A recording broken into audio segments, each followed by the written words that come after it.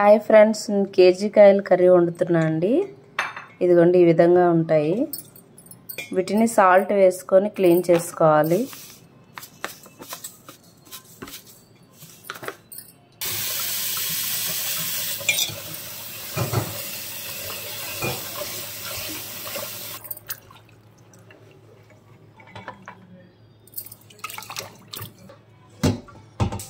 Salt వేసి clean చేసుకుంటే dust మొత్తం క్లీన్ అయిపోతుందండి. మళ్ళీ ఒకసారి మంచినీళ్ళతో క్లీన్ చేసుకుందాం.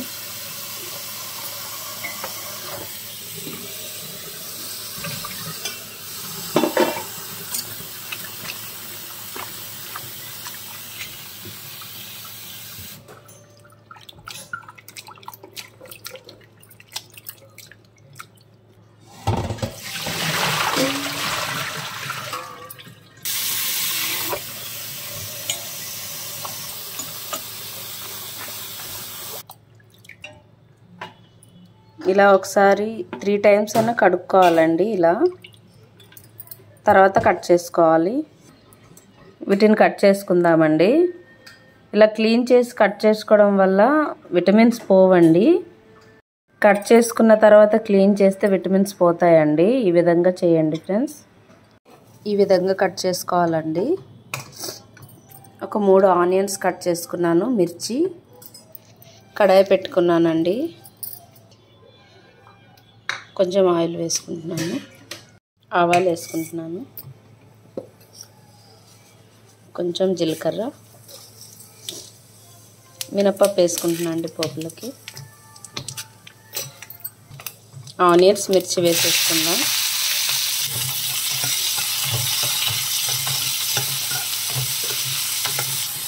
కరివేపాకు వేసుకుందాం. ఆనియన్స్ కొంచెం ఫ్రై అయ్యాక అల్లం వెల్లుల్లి పేస్ట్ వేసుకుందామండి. పచ్చివాసన పోయే వరకు ఫ్రై చేసుకుందాం. కొంచెం పసుపు వేసుకుందాం. ముక్కలను వేసేసుకుందామండి. ఇప్పుడు తగినంత సాల్ట్ వేసుకుందాం.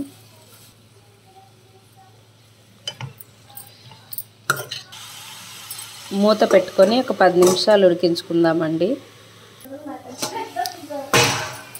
ఒకసారి కలుపుకుందామండి.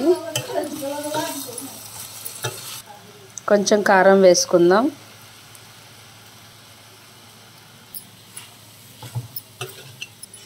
మూత పెట్టుకుందాం. సిమ్లో మగ్గించుకుందాం. కర్రీ ఒకసారి చూసుకుందామండి.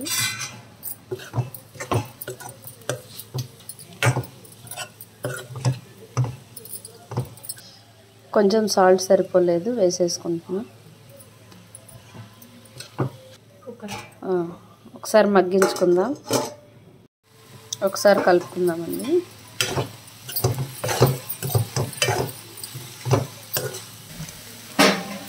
మసాలా వేసుకుందామండి. కొంచెం ఎవరెస్ట్ మసాలా, కొత్తిమీర వేసుకుందాం ఫైనల్గా.